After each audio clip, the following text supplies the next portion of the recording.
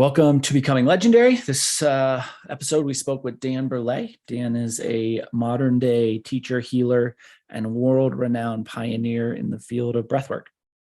He is one of the creators, true founders of breath therapy, and was among the original group of internationally certified rebirthers.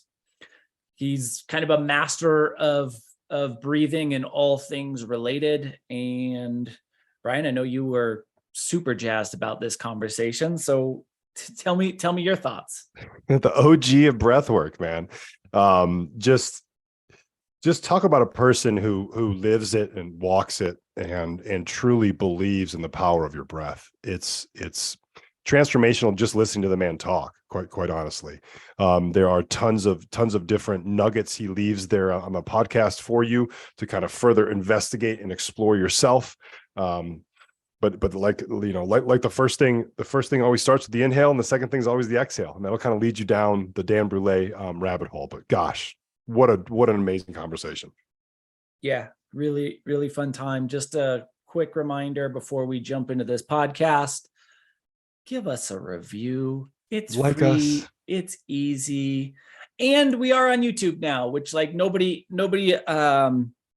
consumes our podcast via that mechanism. And I understand you don't want to look at us, but just in case you're bored one night and you need something to watch, this would be a great conversation to watch. Dan's a very animated guy, so you at least have his good looks to look at. It's without further ado. Yes. Without further ado, Becoming Legendary with Dan Brule.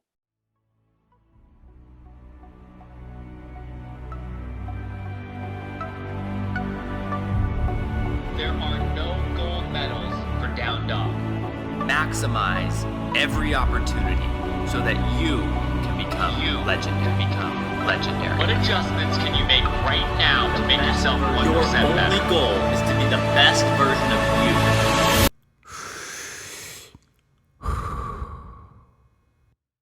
Dan, welcome to Becoming Legendary. How are you, man? Oh, if I was doing any better, I'd have to be twins. Well, heck yes. All that goodness in one being.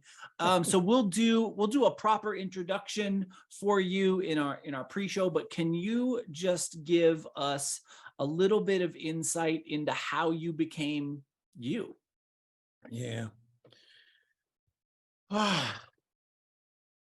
yeah, I'm a missionary for the breath,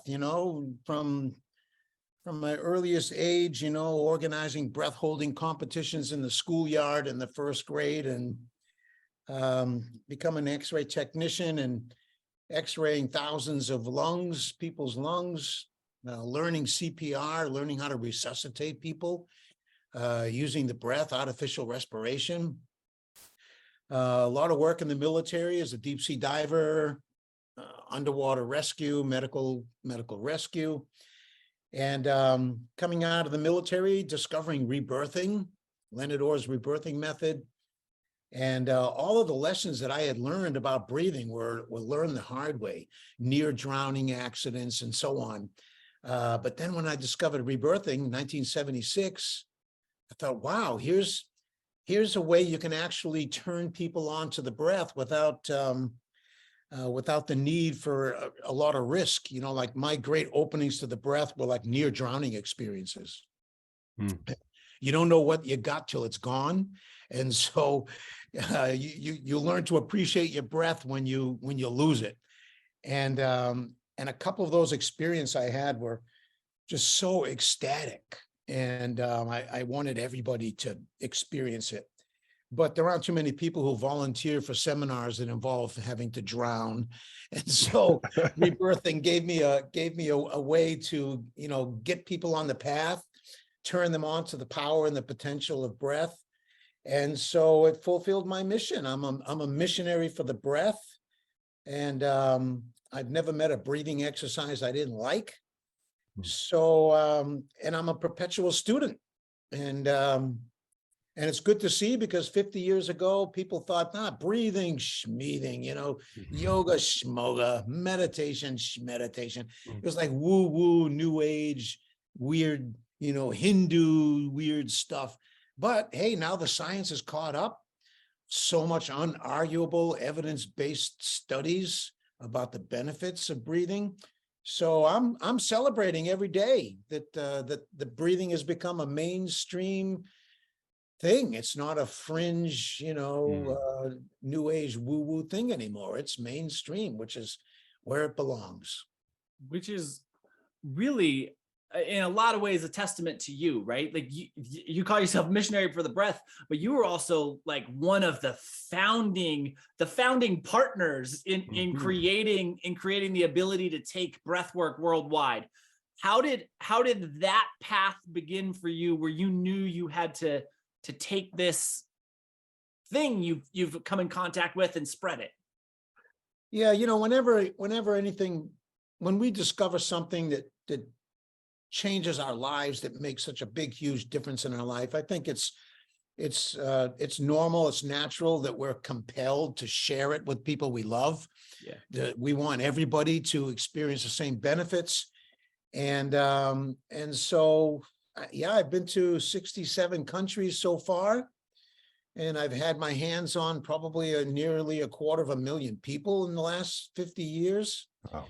And so I can't remember when it began, and I have no idea where it's going to end, because there seems to be, every day we learn of new possibilities. Where else can we take it? What else can we accomplish?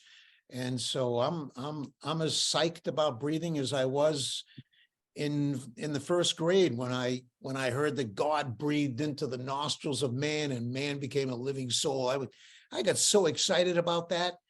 And that original excitement, is still here, that, wow, I'm breathing God, like, wow, life force energy, creative energy, healing energy. It's right under our nose. How do we tap it? How do we access it? How do we extract the energy from the air, the prana, the chi, the ki from the breath we breathe? So I'm still looking, I'm still digging. And as I said, I'm celebrating every day. So good. Yeah. Okay, so let me go back. I want to go back to first grade, because you've mentioned that twice. But before we do that, I want to talk about, I think you're right in that when we as beings come in contact with something that is profoundly life-changing, we want to share that. Mm-hmm. But I also think the reality is, oftentimes when we do share that particular experience, we're met with restrictions that we didn't expect. So I would assume there were some restrictions, at least early on. How did you come in contact with those, if there were any, and then how did you overcome them? Yeah, it would probably be, in the early days, the lack of science, evidence-based scientific medical studies. All we had was our own experience. I mean, there are ancient methods that have been tested and tried over, a couple of thousand years, but that's not enough for science, And so that piece that was lacking was a big inhibitor.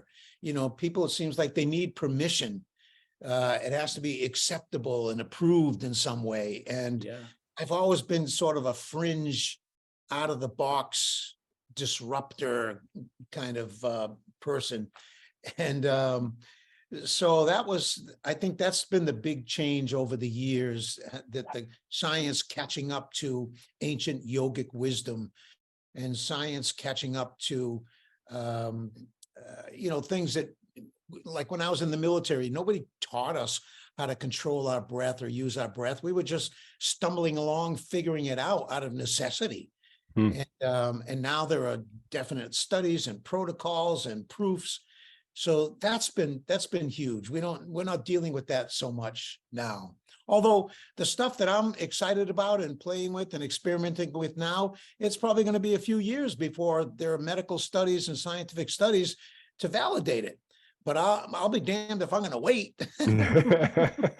We'll get into that in a minute. I love that. Yeah. That pioneering component, right, is obviously ingrained within you. It sounds like, because you've mentioned two things from first grade, like holding breath holding contest, and then this experience of like life being taught that life was breathed into the human being. So and both of those times you mentioned first grade, which obviously, right, rough estimate of time, whatever. But do you think that there was any other potential path for you? Was breath work like ingrained in you in a way that it just had to be, this is the path you were going to walk down? Yeah. The only possible other path, like all little Catholic boys, we were supposed to grow up to be priests, you know. Mhm. But, you know, there was no way I was going to pass muster. I mean, when I was in church, like everything made me laugh. I mean, you know, things that weren't funny anywhere else in church, they were very funny. And so I wasn't serious enough, it seemed like, for my Catholic supervisors. And the chances of me eliminating things that I love to do that priests would have to eliminate doing, I wasn't in for that either. So the only thing left was the breath, and it wasn't really a choice. It just kept showing up in my face. You know, I'd be at the beach and somebody would drown. I'd resuscitate them. I'm in a restaurant, somebody chokes on food, I resuscitate them. I'm on an airplane, somebody has a heart attack, I resuscitate them. And so it's like when you love what you do, the universe keeps giving you opportunities to do it. And so it just sort of gradually dawned on me that, hey, this is what I'm about. Every time I looked in a different direction, I would still bump into breathing. The only legitimate job I could say that I had was in advertising. And there was one account I did creative stuff for advertising, jingles, radio commercials, stuff like that. And there was a big agency in Boston. I really wanted to lock in that account. Her name was Barbara Black, the Black agency in Boston. This is back in the late 70s. And I wanted her account because she had big prestigious bank accounts, car dealers, you know, very good, big institutional clients. And I went to her for a meeting, and within a half an hour, she's like crying, telling me her life story, and I'm breathing with her. And so I realized, okay, I'm not supposed to be doing anything else. Even if I try to do something else, breathing keeps coming up. So I just gave up. And I was schizophrenic for a while, meaning that I would do some advertising stuff to make money. And then when I had enough money in the bank to go for 6 months or a year, I would go to India, I'd go to China, I would travel to Europe, I would go study with some breathing teacher, and I would teach for free until I was broke. And then I'd go back and produce another jingle or another ad campaign and put some money in the account. And then I'd go off again on my missionary journey. And at some point, I just started breaking even. And then at some point, wow, I came back from a trip. I'll never forget. I came back from a trip to Russia, and I had made money. And I thought, wow, if I can make money in Russia, if I can make rubles in Russia, I can do this anywhere. So it sort of just became my profession, even though it was more of a missionary zeal. But it turns out that breathing can be big business. So Yeah, rad. for sure. I want to peel back the layers really quick on something you said when you did the Optimize program, when we first connected. It's a quote I've used on this podcast numerous times. And I want to just kind of peel back the layers a little bit from it, because it's something that connected to my soul and continues to connect to my soul and my breath every single day. And those two words are in this little quote. So the quote that I captured from you, Dan, was breath is the language of your soul. Right. So what can you expand on that a little bit for us? And then also maybe peel back the layers of, you talk about spiritual breathing a lot. So whenever I'm tapped into my breath, for example, there's a layer of connection into my soul that I can absolutely feel. But I like to hear it out of your mouth a little bit more, if we could. Yeah, well, I mean, I experience the soul as this intertwining of mind and heart.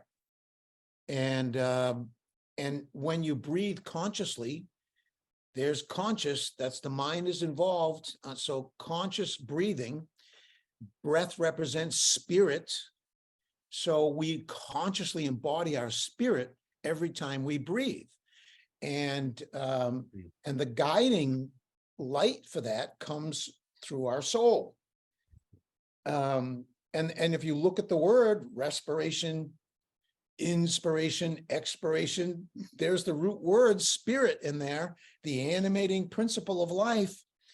And that early awakening that, that I'm not just breathing air, I'm literally breathing the breath of God, breathing divine creative energy.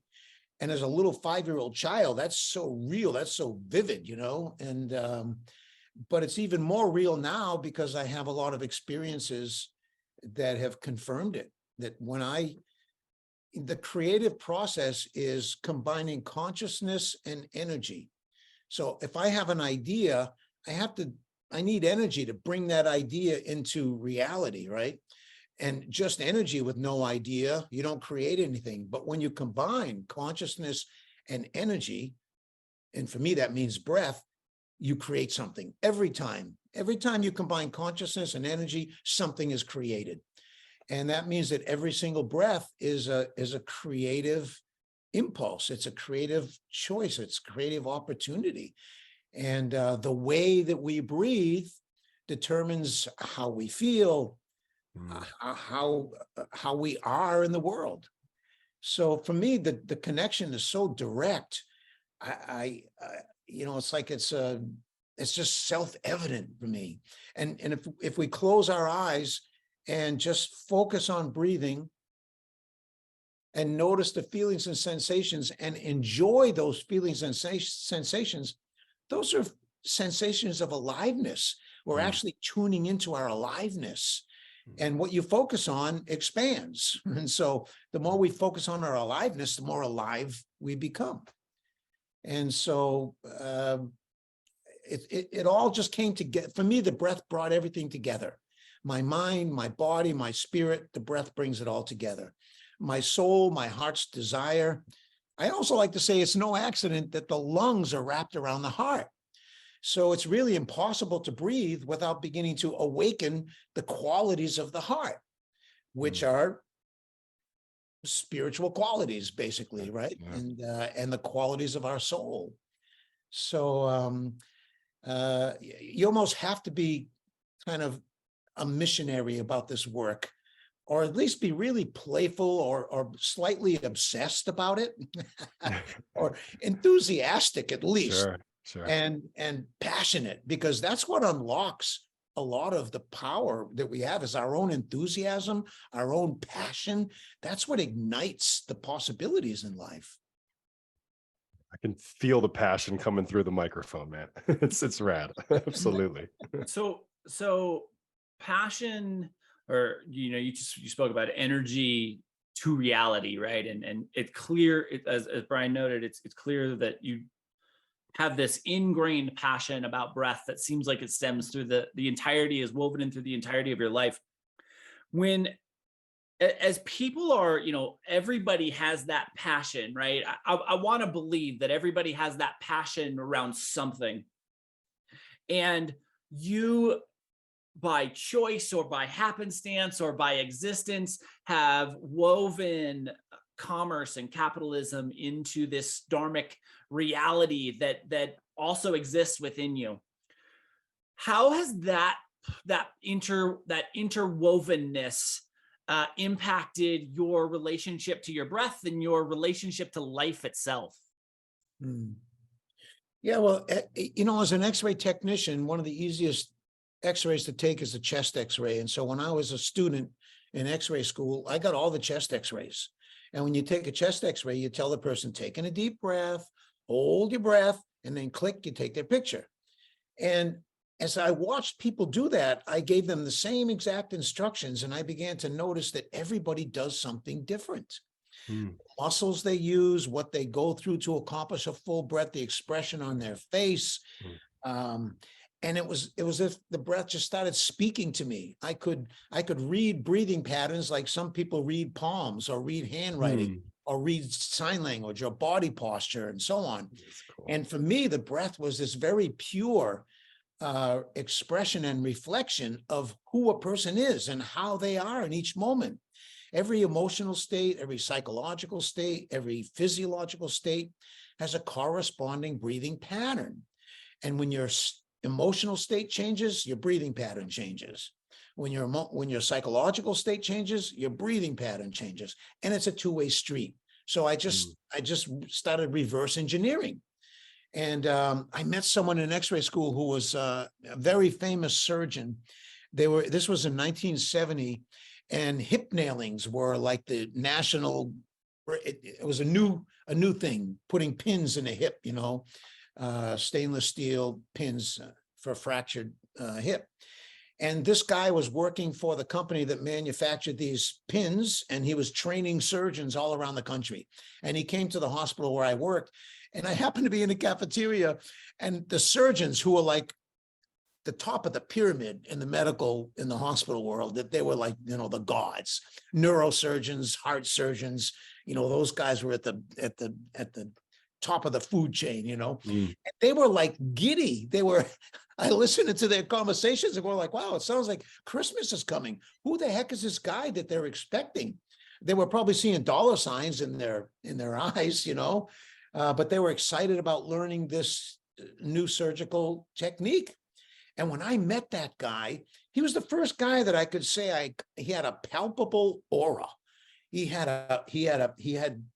a presence that you could feel. And when he walked in a room, you knew, he just sort of, his energy took over the room, a charisma of some kind, And he started me on this journey that he was like in the 1% of surgeons in the country. And the way he breathed, when I watched him and studied his breathing, when he was talking and moving and doing surgery, it was elegant. It was conscious. It was graceful. It had a certain flowing quality to it, a spaciousness to it. And I thought, man, this guy has a different breathing quality than everybody else I've met. And I wonder if it has anything to do with him being the best at something. So I made it my aside project my whole life, is to find 1%ers in medicine, money, finance, engineering, music, entertainment. I don't care what it is. If you're in the 1%, do you breathe better than the average person? Do you breathe differently than the average person? Are you more conscious of your breath than the average person? Do you use your breath where the average person would not? And you know what? The answer is yes. I haven't found a single person who has reached the top of their field whose breathing patterns don't reflect their elite status. Let's call it. Yeah. So what is that breathing pattern then? Let's dive into that. First is conscious. I found two exceptions, and I had to really dig to find out they weren't exceptions. And the last one was this big, huge hedge fund guy, master of the universe stock guy, lives in Palm Beach, Florida, and billionaire many times over. And I was on my book tour, and he had organized a little concert, a private concert at his beautiful estate in Florida. And I was invited, and we were having this conversation. And I said, you're like one of the 1%ers that we all hear about, And I said, look, you ever practice any breathing? He goes, no, I'm not interested in that stuff. I said, you've never had any kind of breath training, like in gymnastics or, when you were a kid in school? He said, no, I never given it any thought. I said, really? That's hard to believe. He goes, oh, wait a minute. He said, no, wait. He says, yeah, when I get ready to go to bed at night, if there's something in my mind going around, I just take a couple of long breaths, a big sigh of relief to kind of let it go and go to sleep. I said, whoa, that's breath work. Thank you. That's it. He goes, wait, I just thought of something else. He says, my wife and I noticed that when one of us yawns, the other one yawns. And so we just, from time to time, we play with yawning together. I said, okay, phew, I thought you were an exception. I knew it. You're more conscious. You're more aware. You're more sensitive to breath and subtle things than the average person. So phew, you proved my theory correct. You're not an exception after all. So I just identified that it's one of these skills that people who work in high stakes life and death situations, they need it. They need it to really perform. Look at special forces and special operations people and SEAL team. Now, when I was trying to convince them to practice breathing back in 1970, they laughed me out of the room. But now it's direct training. You don't go through SEAL training without learning box breathing, without learning tactical breathing, without practicing breath holding, without learning to use your breath to manage your arousal and control your focus. And so there's no escaping it. If you want to, reach a very high state in whatever art or activity, the breath is going to be a powerful tool. And if you haven't used it and you've already achieved some level of excellence, if you bring breathwork into it, you're going to go even higher. You're going to take your practice to an even higher level. I'm a big golfer. That's one of my pastimes and my hobbies. And I used to go to tournaments just to follow Tiger Woods around. I was fascinated with his aura. Talk about an aura around a human being, right? And I would walk ahead of his group, get to a tee box so I could get as close as I possibly could to him. And one of the things that I noticed, this was after I quit playing competitively, so there's nothing I could sort of apply to my game. I try to apply it now, but was his breath.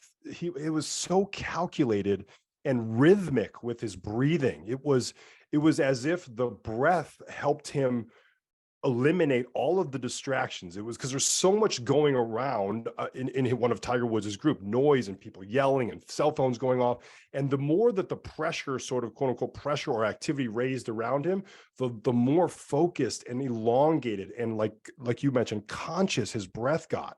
And it was fascinating to me to then also watch him breathe before and after a shot, because it never changed. It was always the same rhythmic pattern. And it was fascinating to see, talk about like a 1%er. That's something, an outlier in many aspects, but the breath certainly was palpable in those instances as well. So yeah, it can trigger the flow state and it helps you stay in that flow state. Definitely. Yeah. Yeah. Beautifully said. Yeah, exactly right.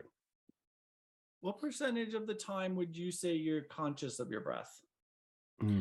Oh yeah. I mean, that time in kindergarten, God, I don't know how long it lasted, but the idea that God was breathing into me every time I breathed, that was just the most exciting thing. And I know when I first heard it, the priest would come around to the classes and tour all the classrooms every Friday.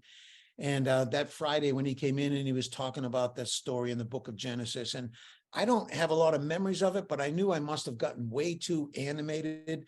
I have memories of the nun tapping me on my head, trying to calm me down. And I had the priest with his hands on my shoulders, trying to put me back in my chair. I guess I just got, I got too excited, too animated. And so all I remember is them trying to calm me down, and you couldn't calm me down. I had just heard the most amazing thing that I could ever imagine. And it turned me on like nothing ever turned me on. And then near drowning experiences, getting the wind knocked out of me. It seemed like life just kept giving me these experiences that forced me to keep focusing on my breath. And so it just sort of grew into a realization that this is what my life is about. And I feel really blessed because a lot of people never really get in touch with their true purpose in life, their mission, their purpose for being, and I don't have any doubt about that. So for me, one of the biggest questions in life has been answered, and that's and I can just live it,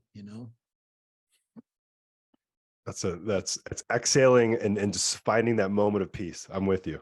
100%. Oh, and the time I first resuscitated somebody, did artificial resuscitation on this guy, John Doherty.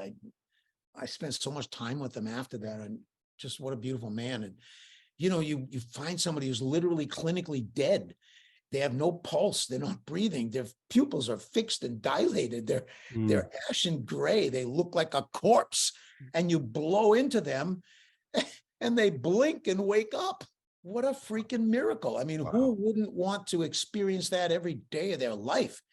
And that's what I began to mention afterwards. I was waiting for the next person I could revive. And the universe gave me lots of opportunities. I counted them up at one point after I got out of the military, and I was teaching CPR and first aid for the Heart Association. I was training EMTs, firemen and police and first responders. And so I counted up how many people I had done CPR on, and I resuscitated 19 people in my life, and that was out of about 30 attempts. So, you know, just reviving one person, I mean, doesn't that make your whole life worthwhile? 100%. But 19 people that I resuscitated, it's like I'm a glutton for ecstasy or something. Be careful what you wish for. The universe Exactly. keeps putting you in I those used to think, hey, situations. stay away from me. I might be bad luck. Yeah, People like dropping like flies around me so I can rescue them, you know? Exactly what I was thinking. Oh my goodness. So when you got out of the military, you spent some time in Oregon with Osho, right? Yeah, many years after I got out of the military in '76. I went right into the University of Massachusetts, and I started developing my Better Breathing for Better Health kind of program at the University of Massachusetts. Yeah, 1976. Wow. Yeah, and it's because I had a book that really changed my life was a book by Ken Keyes, Handbook to Higher Consciousness, and that book found me like the week after I got discharged from the military. And Ken Keyes was this beautiful teacher of heart and consciousness, and he called his method the Living Love Way. And that book just changed my life. Yeah, he westernized a lot of Eastern spiritual philosophies, and he just had a way of speaking about it in a way that the Western mind really gets it. And that book changed my life. And when I got to the University of Massachusetts, I saw that book on the bookshelf in the school. It was somebody was using it in one of their courses. And I thought, holy cow, somebody's using this book on a university level course.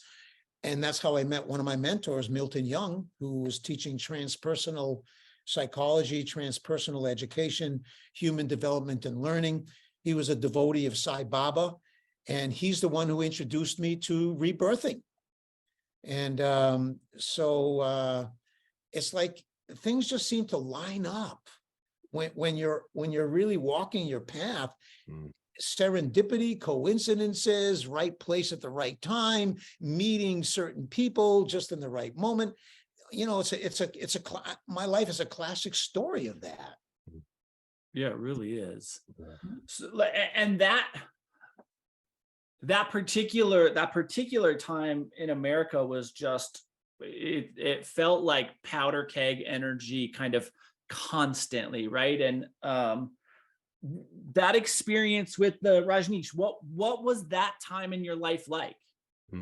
I had a client, Jeffrey Clarkson. He was the dean of business school at Northeastern University, and he also had he had private businesses, his own companies, and so on. But he was also the dean of the business school, and he came to me to breathe and had a remarkable experience and became a real angel for me. He financed my master's degree. He funded my travels into China, to Rajneesh's commune, he financed my studies with Carl Stowe and Leonard Orr, my trip to China, and so the trip to Rajneesh Pudam to Oregon, to that commune, was really exciting because I had been touring the US and Europe, and whenever I met a sannyasin, one of those followers of Rajneesh,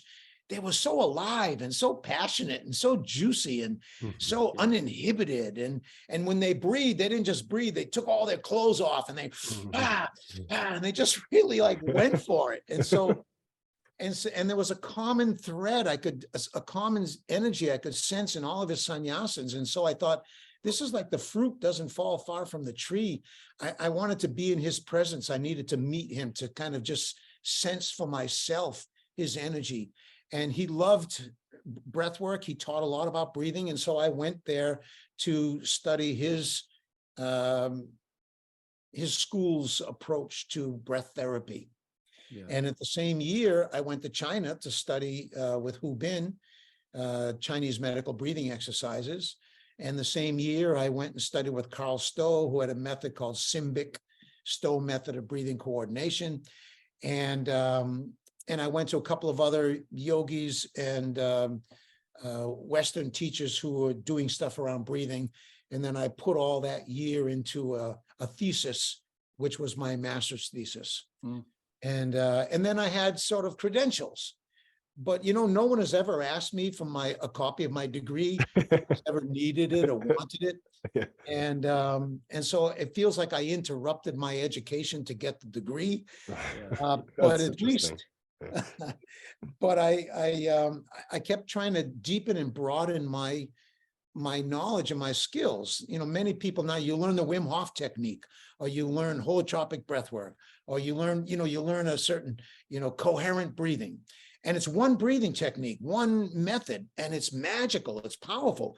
But there are hundreds, thousands of other methods and teachers that you'll never hear about that are equally powerful and maybe more powerful. So I just made it my business to just, anybody who was ever teaching anything about breathing, I was either kissing their feet or breathing down their neck while they were working until I got from them whatever I could get. And then pretty soon people were kissing my feet, and which is a ridiculous thing to say, but there are certain traditions where that's how they kind of, I go to India, like people touch my feet. Nah, don't do that. Please. Like I'm not a kisser myself. And so, but I've learned to respect every culture I've been to. And one of the beautiful things about breath work is that you find out that everybody's the same. Cultural differences, religious differences, all those things, they're all surface differences. And when you breathe with people, you connect with their authentic self, with their essence, with who they are underneath all of the miscellaneous random, where I was born, what I studied, my title, my role, my language. Breath takes us to a certain level of connection that you cannot make that connection any other way. Literally, you can't. There is no other way. The breath brings a certain dimension or level of connection that there's no substitute for it. No, You It's breathe almost an together, essential. you share the breath. Yeah. There's no alternative. There's no substitute for that. It's direct, it's pure. And it's the reality, right? We're all sucking off the same bubble of air on this planet. The breath that's in you now was in someone else a couple of hours ago, and it's going to be in the dog walking down the street and the bird flying over. The breath literally connects us. And that Caesar's Last Breath, or there's a couple of books out that talk about this, that literally certain molecules of air that are in your body and my body right now, those same molecules of air were in Jesus's body at one point, the Buddha's body, Lao Tse, Moses, Krishna. Literally, those air molecules have been going in and out of people forever. And in any given moment, some of the molecules of air that Caesar breathed are in us now. And so it's not just a pretty spiritual idea, it's a fact and reality that we are all connected. We are sharing something really profound. And the sooner we wake up to that oneness, to that connection, the better off the world is. Because if I feel my connection to you, how can I do violence upon you? I'm hurting myself. Exactly. So breathing helps people take spiritual philosophies and beautiful intellectual ideas, and you have a cellular experience, you have a biological experience, a felt experience, and it's not just theory or intellectual, it's a living experience. And that's what transforms people. Concepts get you nowhere, but training get you everywhere. There's a level of I think there's a lacking of vulnerability in today's quote unquote society. And I think that breathing together, breathing in groups, breathing with a partner, a friend, sort of imparts that vulnerability on you that you have, like you were saying, you have no choice you cannot avoid it. It becomes, it's that knowing sense, which is almost indescribable in that way. And then I'd like to just kind of circle back for a second. You mentioned, holding on to one particular breath technique, and that there's thousands of ones out there.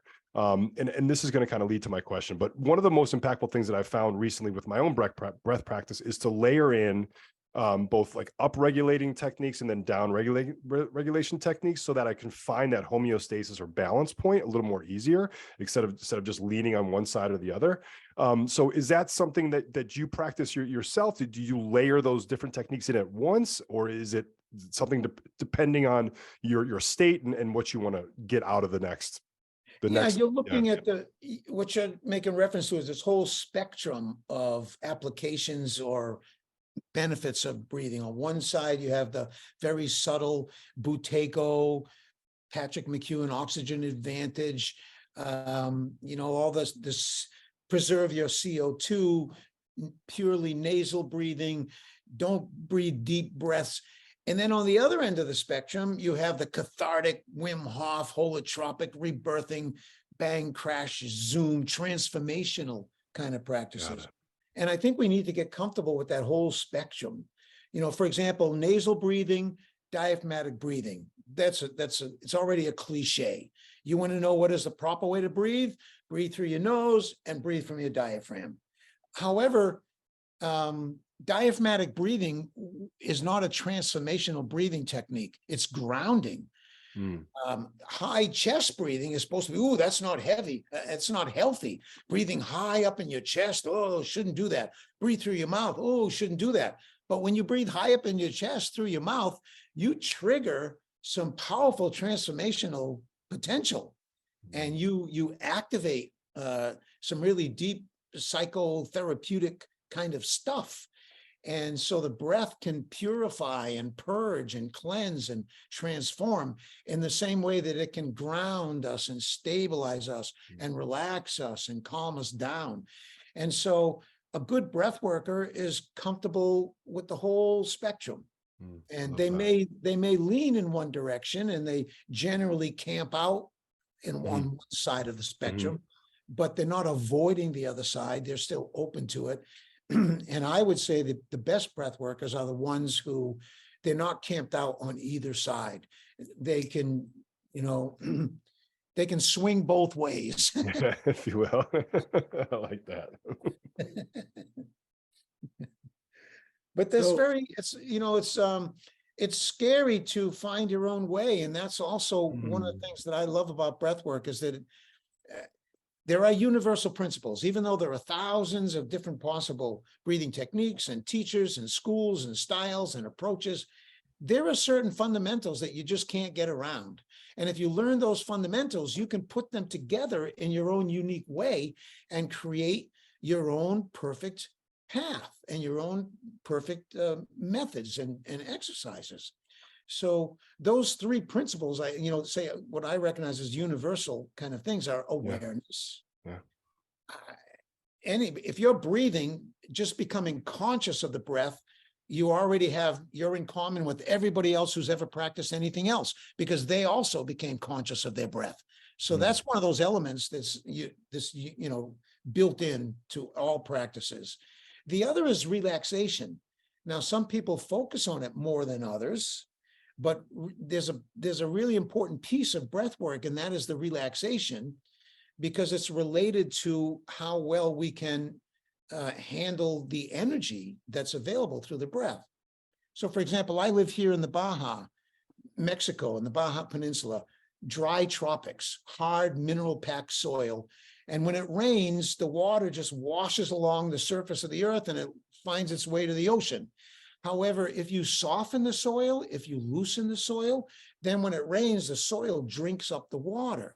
So for me, relaxation that's that necessary part. If I just breathe without relaxing, I can huff and puff and move a lot of air, but I can't absorb any of that energy. I have to soften and open to allow that energy to really penetrate me.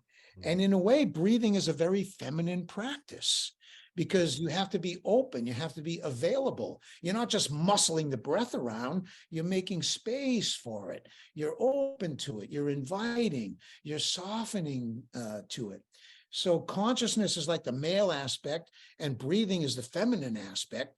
And when you bring consciousness and breathing together, that's the creative process. That's when healing happens and growth happens and miracles happen. So awareness, relaxation, and energy. Those are the three things that we kind of play with. And no matter which breathing exercise or technique you play with, you're going to be playing with those elements. And then there are maybe a subcategory of universal things like combining breathing and movement. If I just close my eyes and open my eyes with every breath, or open my hands and relax my hands with every breath, or turn my head or lift it up, or walking in rhythm to my footsteps. That's a principle, combining breath with movement, combining breath with sound. Many mantras are actually breath sounds. So hum, right? Sat nam. I mean, those are breath sounds trying to express, very natural. And so combining breath with sound, U shape, A shape, E shape, that creates different effects. Visualization, combining breathing with imagery. So there are this main categories of universal principles and subcategory of universal principles. And if you identify them, you can look at any breathing technique, any style in school, and you can identify those principles being applied to one degree or another. Fascinating.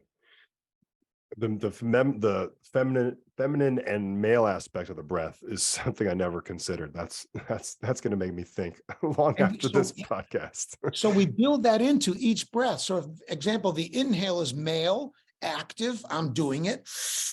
I'm pulling it in. But then the exhale, totally let go, completely passive, feminine, right? Yeah. And so with every cycle of the breath, you're taking a cosmic journey, yin yang, active, passive, male, female, and inhale, exhale. We experience this unity of being, and that's why connected breathing, conscious connected breathing, is one of the most powerful breathing techniques on the planet, and it accounts for most of the modern schools of breath work are built around the conscious connected breathing rhythm. No pauses or gaps between the breath. Inhale, exhale, no holding your breath, no pausing, continuous connected circular breathing rhythm with an active inhale and a passive exhale. That is by far the most transformational breathing technique on the planet, and it's well worth mastering. Yeah. So I think it would, I think we could probably do a couple hours on universal truth and the dualistic reality and its relationship to breath. But we're running up against a little bit of time. So I want to roll back and see if I can get you to expand a little bit on something you kind of dropped at the very beginning of this episode, which was the things you are excited about right now.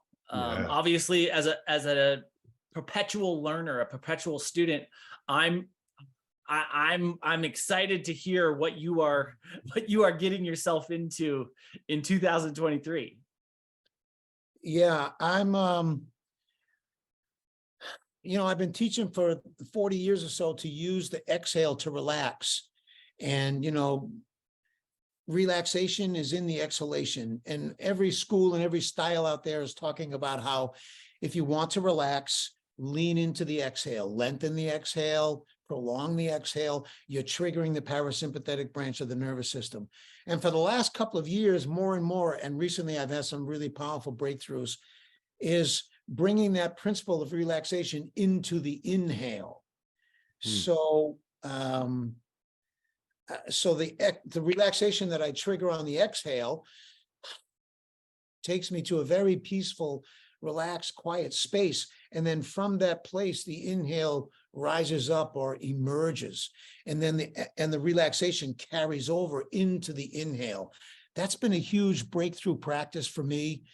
When I really started being able to do that, breathe very deep breaths, but completely relaxed. That seems to open some doors that nothing else can really open. So I'm really excited, and I'm about that particular skill that I've been honing and beginning to teach more and more. I'm calling it an advanced practice because I myself didn't really get it or practice it for I did breathwork for 30 years and it never occurred to me, you know? Sure. And the other thing is about group flow. What's exciting me these days, because everybody, you know, an individual athlete can use the breath to get themselves into the zone, but the next level of that is flow state among teams and business groups and sports teams, and you know, wow, the potential there. Because if, you know, 6 of us lock arms and we synchronize our breathing for 2 minutes, for 3 minutes, for whatever, and then we go off and we start moving around, you see something and I have an urge to look there. You suddenly you're alerted to something, and I'm suddenly alerted. It creates this energetic bond, this energetic connection between people when they breathe together. And this is going to take the performance of groups and teams to a higher level. So I'm excited about watching that development. Yeah. I'm excited about watching you to see where it goes too. Heck yeah. Yeah. That is so cool. My goodness. Ryan, any final thoughts on your end? I'd like to just finish up with a random question. So I'm gonna kind of just ask this because I think it's interesting to kind of hear it from someone like yourself. So what is something that we talked about breath, we've talked about spirituality, we've talked about God, we've talked about your childhood, we've talked about a plethora of things on here. What is something that you seldom discuss that means a lot to you? Yeah. What I've seldom discussed, and now I'm beginning to discuss it more and more, is the power differential that occurs in a breathing teacher-client relationship. I've been really cavalier about that for most of my life. Personal boundaries, professional ethics. You know, I've been a disruptor. I've been, you know, out of the box rebel. And now that breathwork is mainstream, I bring my own teachings up to speed with the world we live in today compared to how the world was when I started, you know, just following my passion as a breath worker. And so that's something that I want to start working with men more, because I've really fucked up big time in my relationships to women. I mean, just rude and crude and insensitive and unconscious and typical male, patriarchal kind of toxic male stuff. Even with everything I've been doing, that part of me hasn't grown and developed, because it was like, okay, so once in a while somebody complains, you know, like, and they would say, hey, look, you know, if 10 people love what I do and one of them doesn't, am I going to change who I am because of that one person? No, the heck with you, you know. Or if 2 or 3 people out of 100 are completely, you know, feel traumatized, I would go, well, I don't know, that's not my problem, you know, because the other 98, they're not traumatized. So what can I tell you? And that was pretty rude and crude and insensitive and unconscious and arrogant and ignorant of me. And so I'm cleaning up my own act in many ways, because I realized, holy crap, I mean, I was traumatized and I've been traumatizing other people. I was hurt and I've been hurting other people. And anything that's a detriment to my mission, I need to clean it up. I need to get it out of the way. And so for very deep personal stuff in my relationships to women is something that I don't talk about a lot, but I'm talking about more. And I'm even where it looks like we're going to begin some men's groups, just men breathing groups, and explore some of this, explore some of these issues, because they're really important, especially now that breathing has become so mainstream. You know, there are professional ethics to consider. There are social kind of taboos and things that need to be honored. You know, when in Rome, do as the Romans.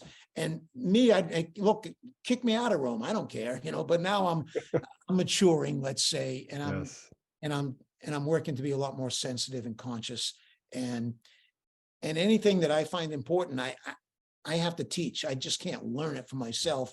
So if I'm going to learn something, I might as well get a bunch of other guys together and let's learn it together. You know? I really appreciate your vulnerability on that. It's really refreshing for someone personally, myself, who's going through my own trauma recovery journey, if you will. I'm deep in a lot of that work around my childhood, and that just really means a lot, Dan. Mm. You Yeah. man, this has been so much fun.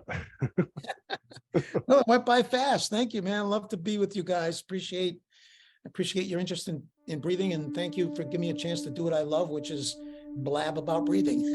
Heck yeah, Dan. Appreciate the heck out of you coming on here, man. Yeah. There are so many things that we didn't get to touch on, but really, really great hour of connecting with you and getting the insights into your world and how you've shared breathwork from the get-go, which is amazing. So thank you. Yes. Thank you. Yeah. Hey, if there was Appreciate anything you. else I could do that would make a bigger difference in the world and in people's lives, I'd be doing it. I just haven't found anything that has more benefits to more people. So good. Yeah. Keep being you. Thank you. Yeah. Thank you for your time, Dan. Thank you.